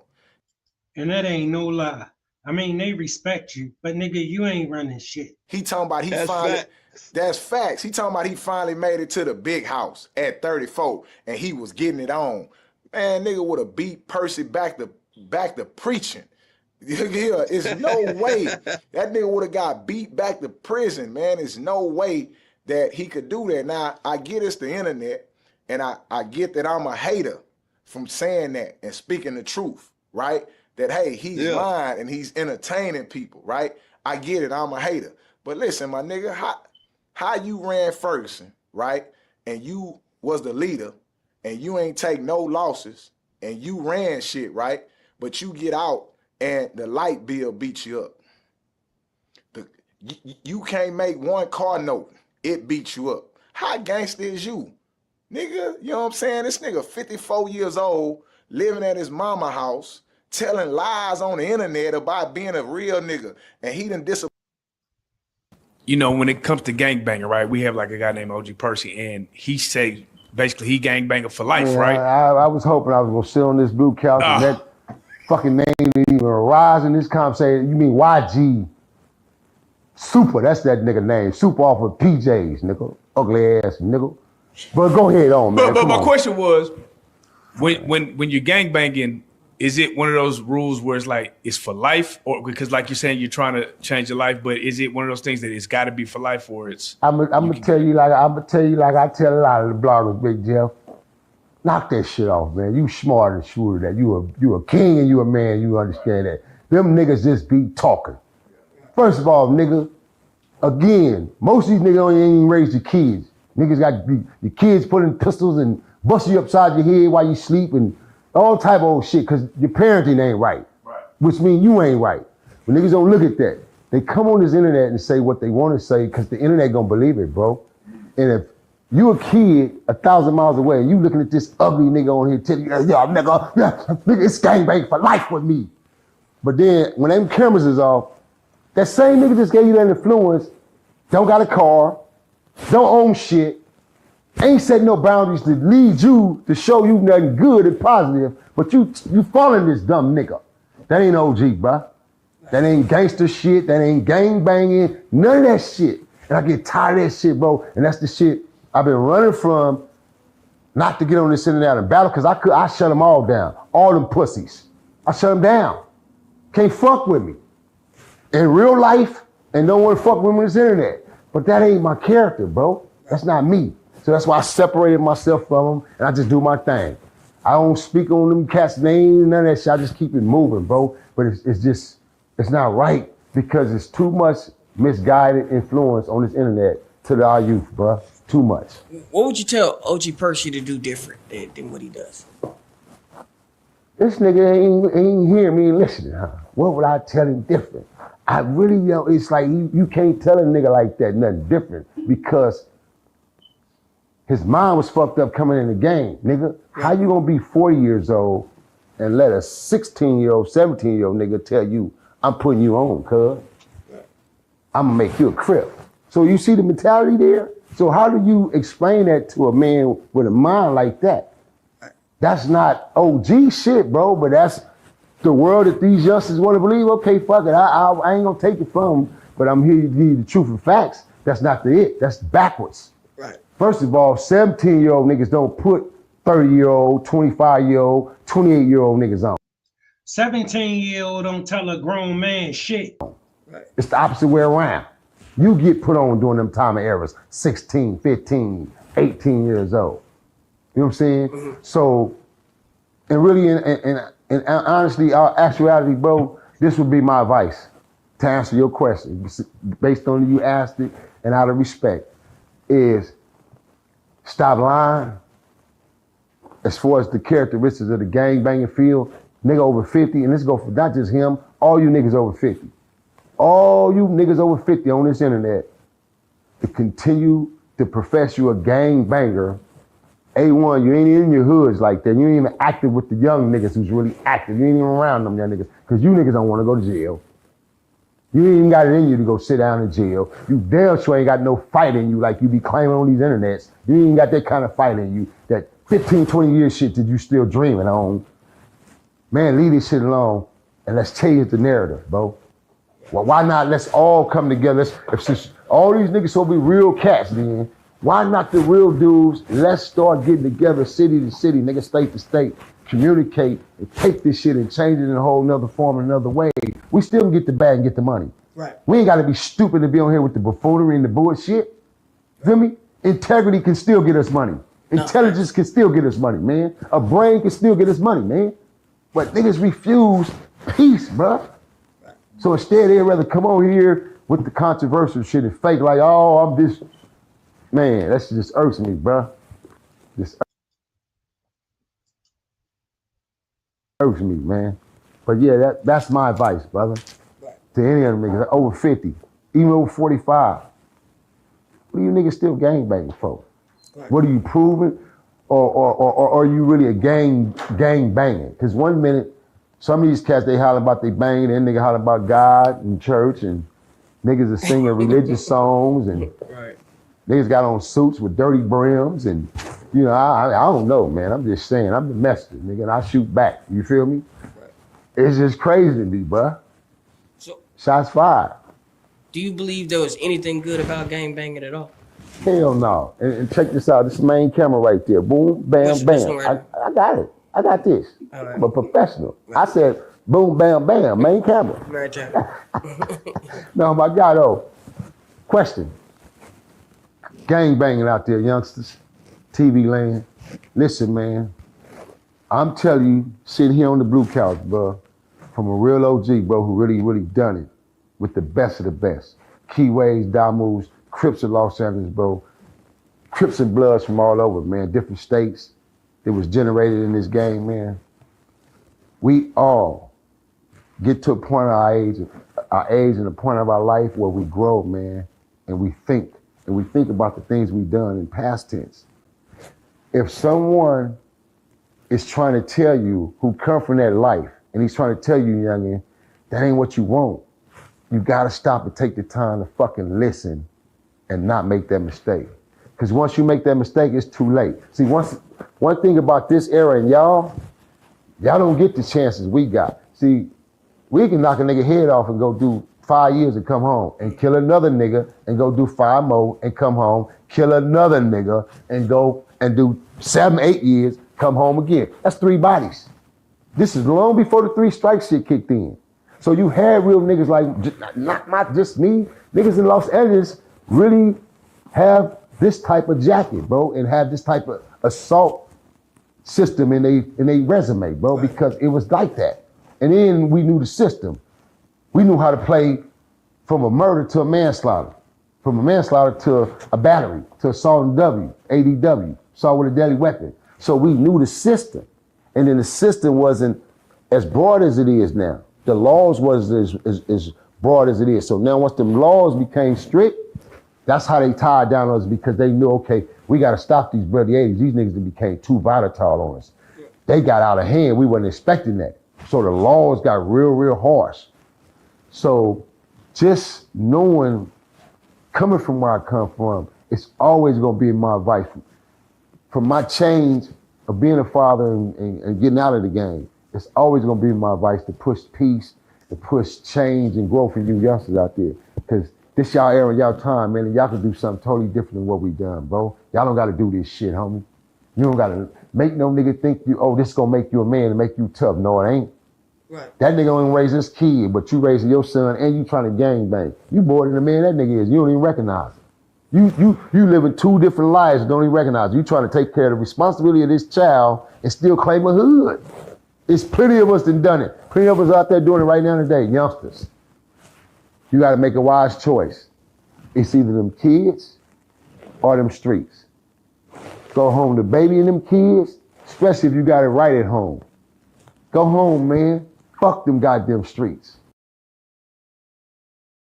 Straight up. Fuck them. And tell them behind the BJ said so. AK CEO Nino Cappuccino. Fuck them. Fuck them streets. Right. Go home, man, where it's right at, man. What would you have told yourself that you think would have resonated with you when you were? And I stamped that. Go home where they really love you. Them streets ain't gonna never give a fuck about you. Of age when you was banging. Damn. Busting me with some good ones. It's crazy because it never resonated until I got in them situations and sitting in them cells. You don't think there was nothing, no advice someone could have been just? It was given to me all the time. I had great mentors in my ear. Right. Like, what you doing, man? You too talented in the game, man. Let's get back into your sports, man. Play your ball, man. And it was like, fuck that shit. I'm gone, man. That's it. You know what I'm saying? Right. So long as I was connected to the man in the red suit, he kept those thoughts out of my mind. Right. Because everything was just, I lived on anger, bro. I woke up in the morning. Who I'm finna fuck up? Rat dog, what's up, nigga? Where you at, blood? Oh, I'm over here, nigga. Let's link up. Me and Willie dog, me and my homie, rest in peace. Warrior, Gladiator. We link up. We looking for some shit. We looking for niggas to go beat up and get in some trouble. Right. Oh, this nigga over here owe me some money anyway. Let's go with this hood. We go check on this shit. We go over here. Nigga might end up with something. So we looked forward to that. So it was like, your mind really don't have room and time to really think on the positive aspect of the what if or the possibility, because you're doing so much destructive shit. And the people around you is doing it just as well, so the influence is there. Right. Like, you may be getting to some shit, it ain't even my thing, but it's my thing now because you my boy. Right. So we gone. Makes a lot of sense. You know what I'm saying? So. Shout out to Big Homie CC and Dugard. They're on this couch and they basically said that, you know, the violence would be almost like intoxicating, almost like a drug. And if they didn't have it for a while, then they would suffer some type of depression or something like that. Did that ever happen to you? Like, man, we ain't got no shit, so we got to figure out something to get into. Exactly. That's why I said you find yourself daily creating those problems or creating something. Right. Whether it's a robbery, stealing something, taking something. You know what I mean? It's something that's got to be dealing with you fucking up. It's violent, it's criminal element in some form. Being that you Family, that's that appetite for destruction. were in both spiritual realms, well, like when you, and then now you know God now today, right? Do you ever have yourself talking to the devil and talking to God at the same time? Ah, wow. Man. And the more you run them streets, the more that appetite just grow. That was a fight. Right. That was the battle, and with all honesty, still right now today, it tweaks me to certain levels, but I'm so much in control of it now to where when he pops up, it's like, I really, fool, if you don't get out of here, I literally sock you myself right now. Fool, you already know I got wings. What would you tell somebody that would be like an atheist and they don't believe that the spiritual realm is real, God and the devil? I've been there with a few of them, a few of them, and it's like that's really a strong debate when you sit down with atheists. That's like the strongest debate you can really come across from a spiritual and a biblical standpoint. Right. Because there's no belief, no matter what you say, no matter what your analogies is, your philosophy, what the Bible says, what's written, even if it's in wording, it's like you can't convince them. It's like, nah, they're gonna have a different analogy for it, a different response, different everything. How many partners did you lose in the game? Oh, well, I couldn't even give you that in numbers. It's put it like this: if you go to the Nixon Gardens, you would see a wall that was sponsored and made by my homie Loaf, big homie Loaf, OG Loaf. Also co-produced with two of the little homies, Ty Stick and DK, rest in peace. But we have a big wall that they had made devoted to the hood back 40 some odd years ago. And that wall has every person in Nixon Projects, whether it was a young kid, an adult, elder, mother, father, my family's on the wall. We on the first doors. The first 3 original doors, my family's on the door. You feel me? My father, my mother, my little brother, and my little relative is on the door. So those are our cemetery monuments in the Nixon Garden Project, is that wall. That's why that wall has so much meaning to it and to us, especially out of the first, second, and third generation, because we know the triumphs that we went through and so many people that we lost in the game of gangbanging. Right. Just for ran red. Red. These niggas had on red, and the opposite niggas who pulled up caught them slipping, and the homie got shot in the head or he got shot here, red. Or they got killed over there because of blue or green, yellow, purple, orange. Colors, man. Fucking colors, bro. And that shit, when I look back on it, being the man that I am and the father that I am, bro, now those are the pieces of me that beats my ass every day. Like, I did that shit, man. Like look at this suit I got on. Spiffy, ain't it? Yeah. Stank blue, man, with them stripes. I'll be beating myself up back in the day to wear this, only cause I like the suit, but man, it got blue in it. Give me a burgundy or a red one. Right. See how fucked up our mind was? Right. We was warped, bro. We was warped. I wouldn't drink grape, nothing grape. You wouldn't be, boy, I used to slap shit out of niggas' hands. You could catch one of my homies drinking a grape soda, or my homegirls. My homegirls hated that shit when I came around. Why you doing that shit? Okay, but here, go get you a strawberry soda. I'll give her the money. Go get you a cherry soda. Man, don't be drinking that shit. Man, you feel me? Yeah. We was warped, bro. That gang banging shit really had LA cats like myself and thousands, millions of cats. Right now today, their minds are warped, bro, behind that shit. And just to say this, just to put this out there as well, because I'm loving the fact that the questions that you're touching on with this gang banging issue shit, man, is the fact that a lot of them youngsters don't even realize, bro, is most of us, you either born into it, right, or you got a choice. Now, those who have choices, meaning you moved into the neighborhood, you came around for a while and you decided, oh, you're gonna jump into this game, you got into it. That was your choice. You wasn't forced into it. Some get peer pressured into it. However, those who were born, let me break it down and explain to you what born means. Your mom and your daddy is your fault. Because they put the red and the blue flag in your pocket from birth, taking pictures and shit when you was little. And you find yourself 3 and 4 years old doing like this and like this in pictures. And they thought that shit was cute. Not knowing we were warping our kids' mind. This is why I refuse, as the gangster that I was, I ain't never bringing no kids up in my hood, in the projects. I ain't even having kids right now. As the body tall individual I am, I don't want no kids. I don't want that responsibility. I don't even want to do that to them kids. Feel me?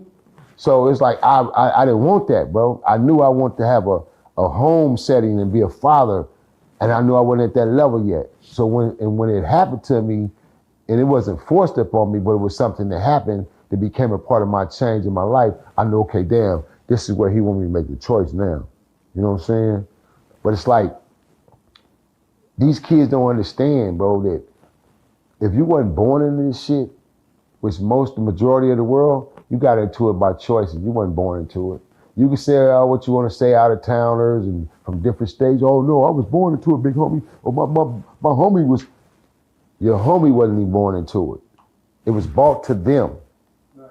Just like clothes, it was a fashion, it became a trend. If they didn't come to the Mecca, or if the Mecca didn't come to them, meaning, if Cousin Louis didn't come back from Cali, who been in Cali for 15, 20 years, and he got relatives out here in Texas or Louisiana, because that's his bloodline, that's the only way it becomes official. Right. And this is the real deal.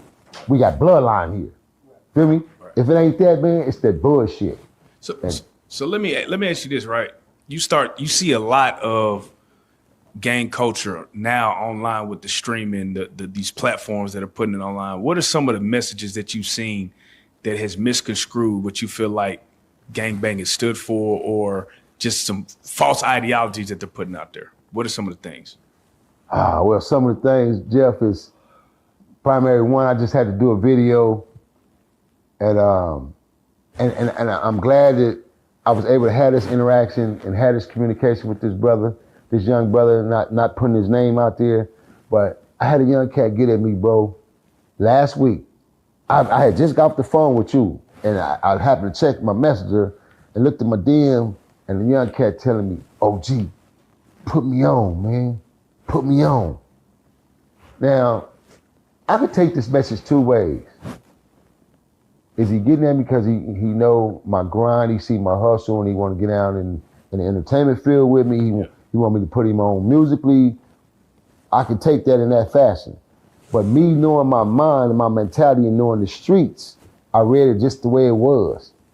This little nigga asked me literally to put him on over the internet. Like, oh, you want me to tell you, okay, you're a bounty hunter and you under me. Boom, boom, boom. Here go my text message and bam, now it's in the atmosphere. Now, the feds, the hip hop cops, and everybody else that's involved just got my text. Right. Hold on. We know he's going by the bounty hunter BJ moniker. That's his characteristics via internet. But we know he's a retired CEO, grown entrepreneur, soon to become $1 million farmer. But this nigga still gangbanging, and he's still calling shots, because he's putting niggas on. He recruiting. Feel me? But that text never came because I'm sharper than that and smarter than that. So what I did was I went straight on, I went live, and I did a video. It's on my channel now. And the videos went viral because I gave advice, not to just him, to all the young niggas out there, because I'm just fed up with it, sick of it. Like, man, you niggas got so watered down with this shit now where y'all literally, I know I ain't the only OG from LA. I can just imagine the other Crips and Bloods, but I just hope you niggas is smart enough to do the same thing I did, shut it down. And tell them y'all niggas the real advice, bro, you don't want this. Fuck that life. You don't want to be put on. Why be put on? You don't have a jail record. You ain't been to prison. You ain't never been to juvenile hall. Why the fuck you want to be put on? Put yourself on in life. Get you a life, youngster. That's the best advice I can give you. And that's what I gave you. I said, you niggas ain't finna have me indicted, have me caught up in under somebody's prison right about now and take everything I done worked hard for and got. Oh, hell no. Nigga, I'm way smarter and sharper than that. I ain't no OG that was a drug addict, nigga. or hanging out in the parks and nothing like that. Nigga, I got ownership on shit. Nigga, I own shit, nigga. Feel me? I go home at night. I sleep. Feel me? I eat right. I train, nigga. 5 days a week I'm in the gym. And I still hit hard. Box right, all that, nigga. So nah, I ain't one of them OGs. I'm different, bro. That's why I'm hated on because of that situation, because I'm different, but I'm real. And I respect real. All over, no matter where you from, I respect real. So what do you think about like when you see like celebrities joining gangs? Like you got, you know, Wayne and them, Chris Brown, and just they're almost glorifying it to a certain extent. You feel what I'm saying? Well, again, Jay, that takes us back to the hip hop aspect of when you first asked me the question based on the checking in and the Bun B situation. It just goes back to, I can't give it to you no other way and sugarcoat give it to you. It's just a sophisticated way of the extortion gang, man. You feel me? Because it's like, there's no way, nigga, you a singer or you're a rapper from here and we're gonna bring you on to this set where we done lost 50 homies. 30 of them homies was really homies. They was from the set, they put work in, they died. But we finna let this sucker nigga just come on in because he a rapper and got money and got a bag and claim the set. And you ain't finna pay homage? Come on, TV land, we know the realistic to that. And they go for all them niggas that claim these gangs and from these different hoods. You feel me? You gonna pay some homage. You gotta pay some homage. And if you ain't, that's when the bullshit comes. That's when you see the politics hit the fan in the air because the niggas ain't really paying that homage like they supposed to. Why else would you take yourself from $1 million seat to become a thug, nigga? To have 4 ugly niggas around you to say, yeah, nigga, I'm from over here. These ugly niggas is broke and you not knowing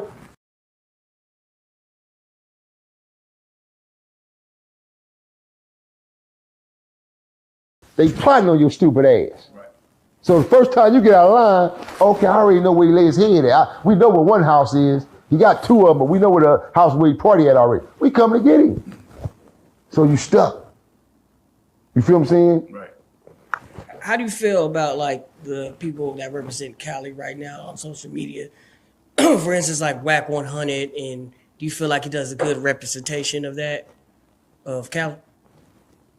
My opinion overall, when you say representation of Cali, yeah. First of all, reiterate that question because representation can mean a lot of things. I'm just gonna put it like this.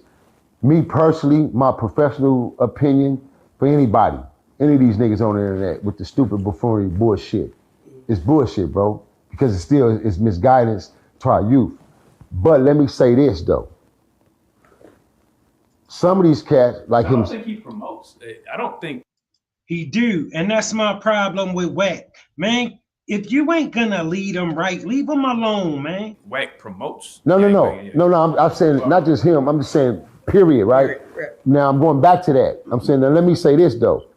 One thing I can say based on him, and that's from conversation, direct conversation, me and him, mano a mano, is the fact that okay, I can respect this game because the fact of he sit down over the years and he mastered something within this digital world. Right. Because this one was told to me out of his own mouth.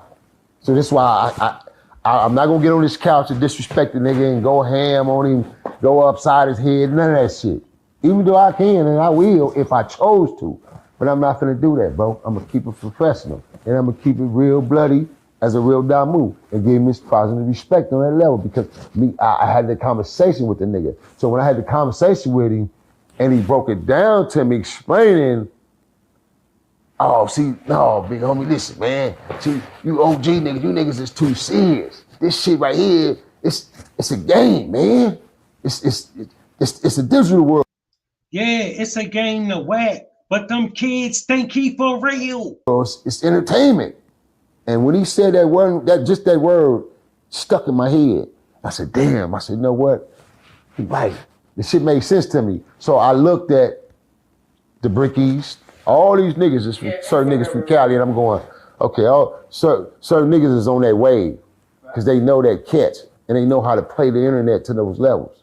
But still, knowing Los Angeles, niggas know you still got to deal with the real Cali behind closed door politics. And that's what goes on. Y'all just don't know about it, hear about it, but it goes on. Trust me when I tell you, nigga. Yeah. Trust me. Trust me. Niggas still got to deal with the behind the scene politics because it's like certain shit that was said and put out there. Hold on, nigga, you know, you don't even stand on them kind of shoes and you don't even feel them kind of shoes, nigga. Right. So if you run into certain individuals or certain individuals run into certain niggas know the real niggas they stepping. Them stepping. Nigga it ain't about this internet. Fuck the internet. We really out here. We out here, nigga, and we wolves. So they gonna step. You know what I'm saying? So that's why, for me, it's so important. If I'm gonna get on here and do it, I do it where I'm really gonna stand 10 toes on. Then, nigga, when I see you niggas, let's really get it in. That's what y'all like, right? Let's do it for the cameras. Let's really get out. Let's squabble, box. Let's act stupid, nigga. Let's draw blood, all that. We ain't finna sit down, nigga, interview and you just said fuck my mama on your channel somewhere, niggas, and did all this. I'ma spit your shit the first chance I get, nigga. I'm gonna show you how fast I can leap and move. See, these niggas be in these rooms and be faking. Right. Man, I'd have been in too many rooms and knowing that nigga was sitting right there. You mean tell me, hold on, this the room y'all was in, and you didn't beat this nigga ass? I said, oh no, this shit really entertainment, bro. I'm tripping. Let me stop arguing with these bust ass niggas on this internet and getting out of character, bro, because they taking me out of character when they know it's a game.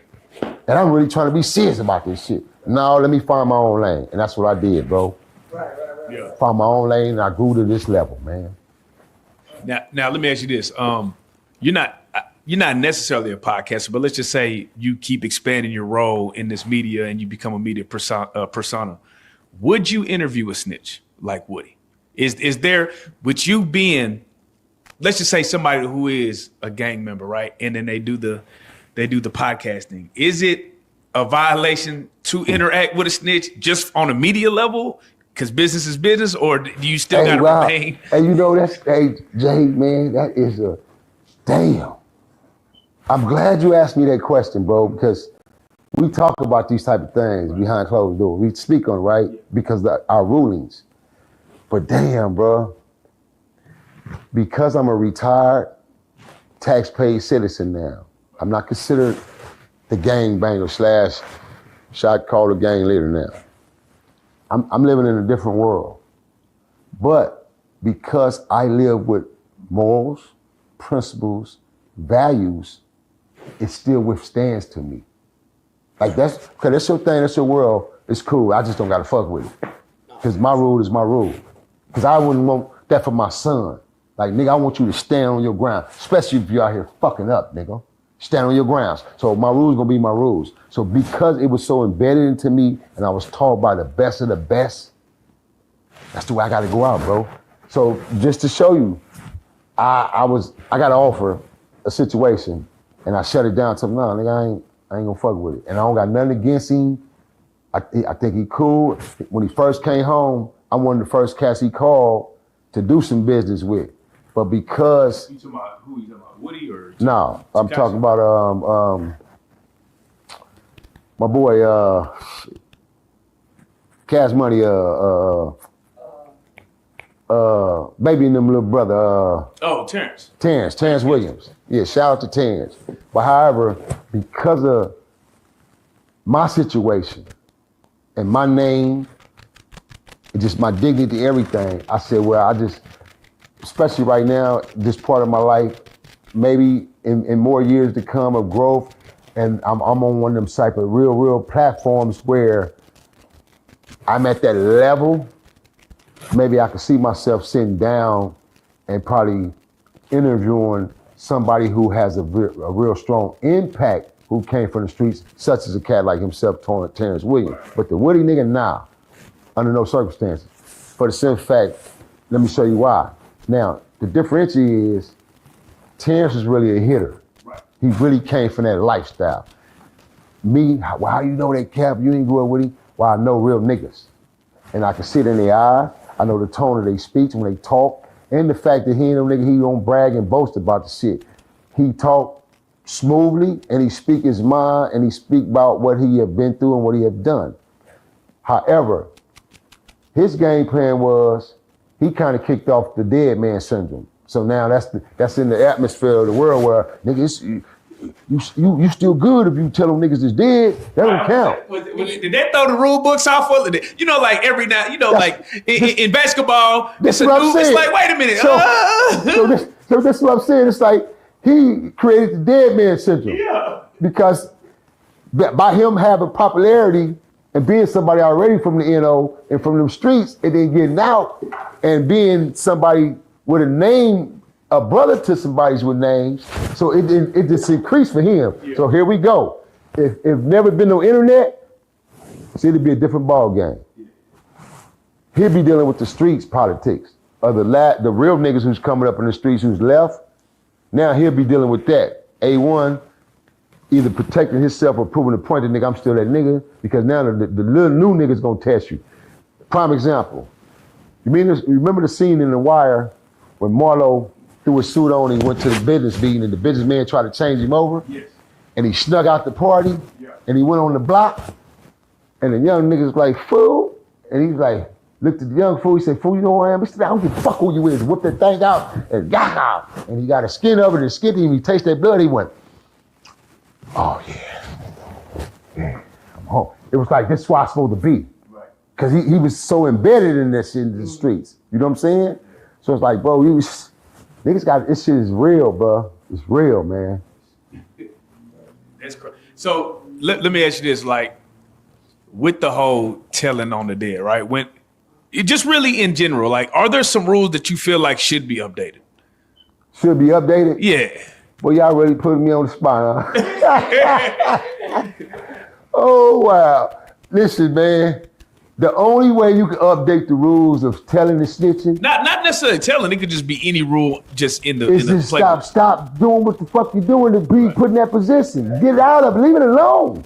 If you you in a situation, bro, and there's rules and standards behind it, then don't do it. Don't get involved. Don't fuck around. If you and your boy finna go do a robbery, nigga, you know if chances are we gonna get caught. Yep. And in your mind, you know, nigga, this nigga don't know, boy. If I get caught, he going. I ain't going. I'm finna give it up. Yeah. Then why you gonna go do that to him? Why go? You know mentally, you know you weak. You ain't even got it in you. This niggas like that. Already know in them. Yeah. Then you gotta remember, a lot of cats get pressured into shit. Right. And not so much like, nigga, come on, do it. It's like, they boy be like, come on, man, I got it. You cool, come on. He's like, well, man, I don't know, man. See that, I don't know, that first one you said, I don't know, you should have took your ass on home. But he go ahead and let his boy pump him on up and he jump his ass in the car. Now that I don't know, get to the substation, man, I told him I didn't want to do it.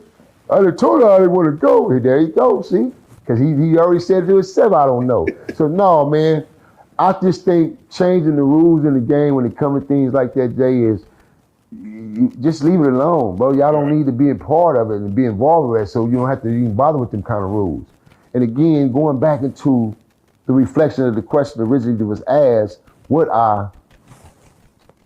me at this point in time in my life, and like I said, knowing my standards and my morals, I couldn't just sit down with no ninja in the same room I'm in and knowing you really actually send niggas in jail. The world's seen it. You got on the stand and sworn in and pointed fingers and the world's seen it. Nah, I couldn't do that one. I couldn't, not for no money or bag, none of that shit, because it ain't about that. For me, it's about the dignity, my pride. That's just like, okay, let me flip it. So if that's the case, I'm finna just go against my morals and say, fuck it, yeah, come on, nigga. I ain't in the game no more, I'm a citizen. Then I'm an actor, I'm an entertainer as well, so I might as well go and stick my tongue in the nigga mouth too, right? Let that nigga flip me over too in the movie, right? See, no, ain't none of that shit finna happen because I got standards and morals, bro. But what about the people that are telling a lot about the inside of the street culture, the politics on podcasts? Is that not a form of talking too much? At its biggest form. And it's hated so much by cats in the street, bro, because they still living their life. They still living the street life. So now it becomes a threat for them. And I'm so glad you asked that damn question, because guess what? This is why I'm so against vlogging, bro. Hood vlogs, fuck hood vlogs. I think hood vlogs is the most integral plot that you niggas can allow to happen. And this is why I done told a lot of my little homies. That's why I was so mad at niggas like, bro, y'all turned our hood into a fucking free zone tourist attractions. Now these niggas don't even ask y'all permission to come. They just come. And y'all so happy to get in front of the goddamn camera and I realize, hey nigga, this nigga snitching on you, telling on you to the hip hop cops and the police. You just took the nigga over there to the little corner right there where you niggas stand there every day and smoke and get high. Now the world see it and know. Okay, this is where we go kill them niggas at. Okay, the police say, oh, this is where we go get them. This is where they be hiding when we be riding through there. Oh, this is where they be at when we go through their hood. Intelligence, bro. They don't even know they giving up intelligence, man, and don't even realize it. So my whole thing was, if you ain't charging these niggas money and you're not setting standards and rules where it's only certain specific situations we're gonna show you in our neighborhood, meaning we're gonna show the good. Come on, we're gonna go over and show you this football game going on with our kids. This is what we do, homie. We coach the kids on the weekend and we gangbangers. If you ain't showing that kind of shit, why the fuck are you showing your life? The life that you still living, that you in. You walking around to me, yeah, blood, cuz, yeah. You niggas is on camera as known gangbangers. They just brought back the gang injunction, gang enhancement, gun enhancement, and I can keep going on you young stupid ass niggas. What did you think about females gangbanging back in the day? They were serious. Family, smash that like button. If you ain't subscribed, make sure you subscribe to the channel. I respect it to the fullest because we really had homegirls. Right. If I was riding with 3 of my homegirls and I'm dirty, they dirty. I'm not even dirty, they dirty. Right. They was that loyal. You know what I'm saying? They gonna take them cases, tote them pistols for us, drugs, everything. They was loyal, bro. Real loyal women. How did they have to get in the game? What? Same aspect, you know, some got put on, most was born into it, Okay. from generation to generation. The mamas was involved, granny was involved, the uncles was involved, family members was involved, so it was a family situation. You got families, big families with family names. The whole goddamn family gangbang. Yeah. So now they kids coming up, they gangbang. I remember I was watching, I'm a big documentary head, and I was watching I think it was Trap Queens in LA. And they was talking about some lady, she was the first person, she was like a real sophisticated woman though, but she was doing a trap thing and she was the first black woman to go get the hair from China and bring it to LA. So export and import. Yeah. And I was like, damn, that's cold. Like, you know, it's like when they tell these stories, they always talk about the same couple people. Who are some of the people that went under the radar that we should know about? Like, that's probably already got their documentaries out or whatever that did some things like they kind of changed the game. When they got their money, they took it and did something magnificent with it. Who are some of those people that you feel like, because LA always seems to be like the melting pot of where a lot of that good stuff happened? It's a lot of people who really grew up in the game, who really didn't get their props, you know, or the recognition of the change of the before and the after. Well, this is where I was, and this is where I come from. This is where I'm at now. I think definitely I gotta tip my hat off to Harry-O and give Harry-O his props. Yeah. Being the fact that the lane that he's headed on and where he's at right now in his life and where he come from, and knowing him as well personally, and knowing him back in the days and how the situations was even then. It's like, for me, a cat, again, coming from my era, that's inspiration to me. When I see a dude like that, and I see a nigga sitting around all them billionaire white folks, and he's speaking and he's talking his talk, and trying to really get that knowledge to our people, I said, nigga, I can do it too. It's inspiration to me. No hatred bone in my body. Oh, look at Harry-O, fuck that nigga blood. Oh, no, it's like, oh shit. Oh, that's H. Oh man, damn. So that's inspiration and motivation to me, bro. And that's what we gotta get back to. We gotta get this. I say this, man, and I know it's an impossible phrase because it's too much disorder that we have allowed in the black culture, in the black families, and in the black man, who is supposed to be the dominant leader, protector, the household ruler.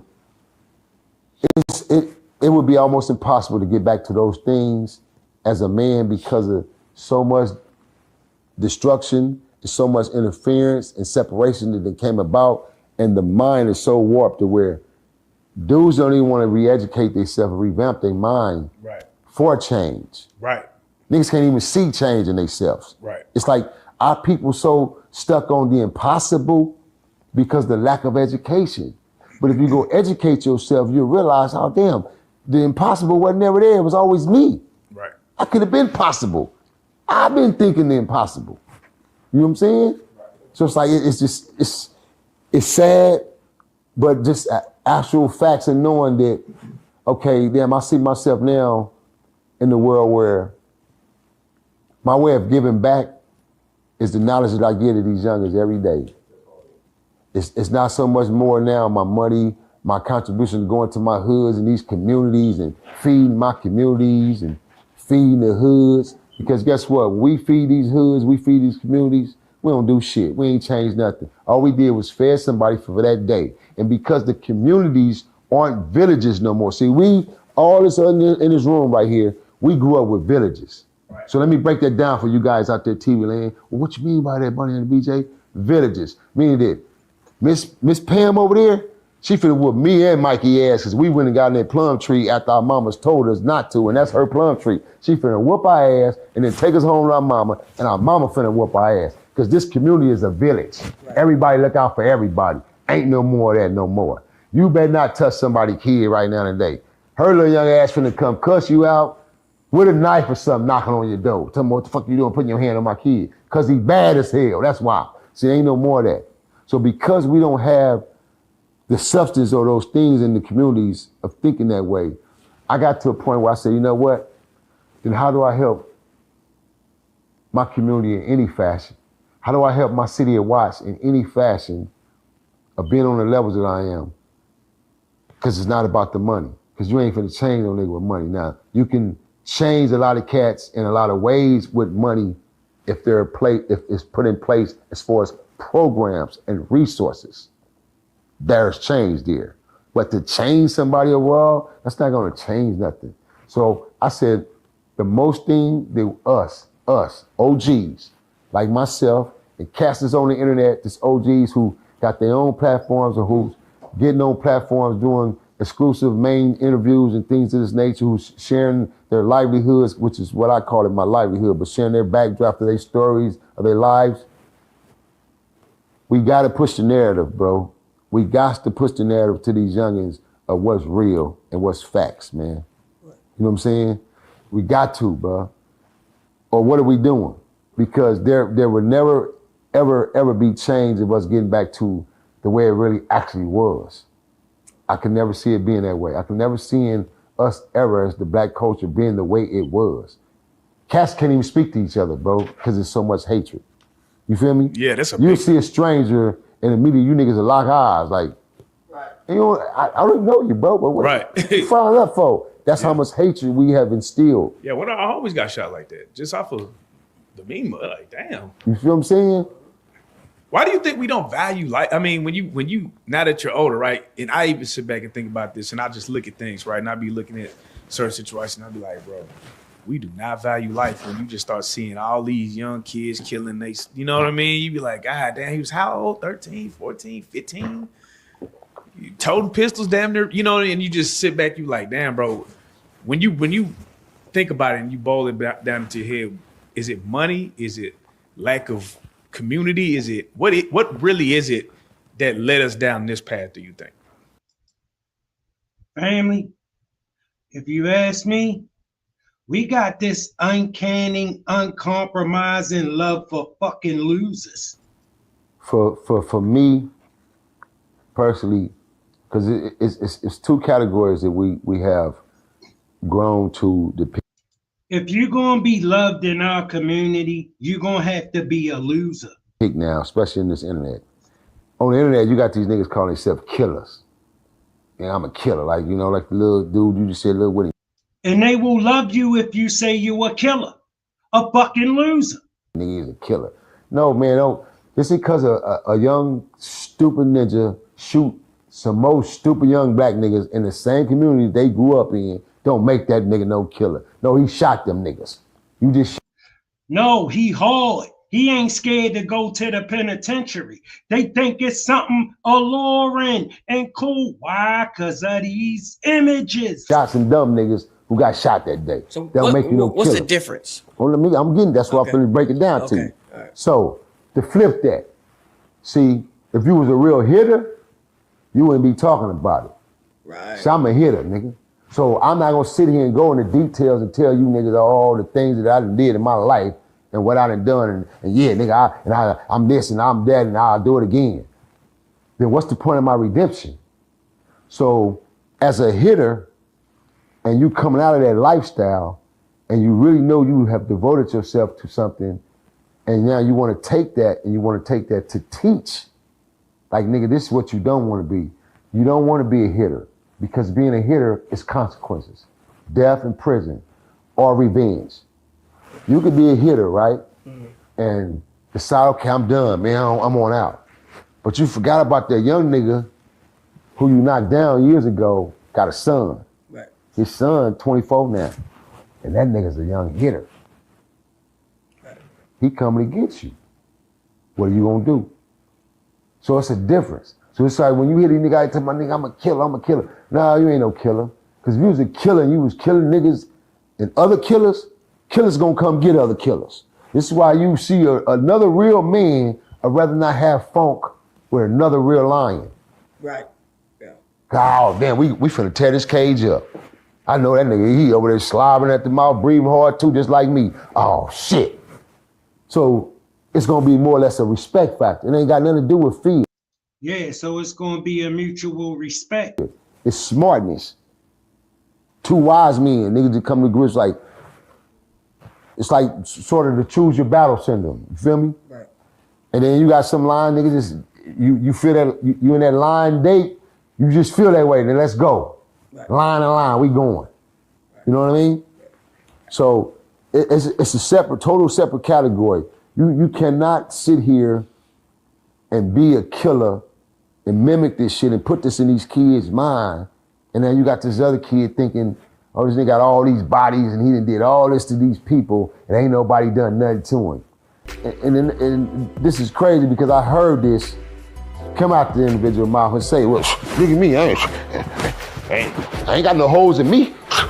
Ain't no nigga shot me. That's cause ain't no niggas came and got you yet, nigga. Or the niggas ain't shooting straight. Right. Then see, that's where you're blaspheming. And you blaspheming the game. Right. So you speaking it up on yourself, really, in essence, because you bragging on it. Right. You know what I'm saying? So it's like, cats gotta really, really watch what they say and how they say it, bro, because you can speak this shit into existence on yourself. Right. Absolutely, bro. And these kids, they believe it. They don't know the difference from reality and when somebody just popping it. All right, they can't think that far. If they like it, they believe it. All right, and they gonna like the stuff that don't make sense, the stuff that go with the images that they see every day. All right, as always, family, it don't take much to be nice. We all gotta live on this planet together, walking in and out of each other's space. Respect is very important. Make sure you hit that like button, 8:30 every night. Share the program if you will. Subscribe if you're not a subscriber. I love you, family. Thank you for your time. Still swinging out.